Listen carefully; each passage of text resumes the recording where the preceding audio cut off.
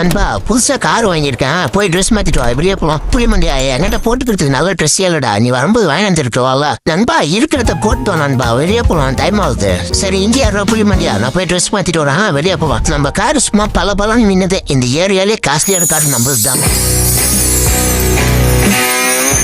புரியமாண்டியா, எப்படி இருக்கு என் dress? Dubai ஷேக் மாதிரி இருக்குண்ணா.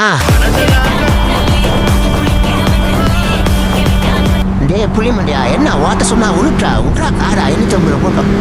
Okay, let's go.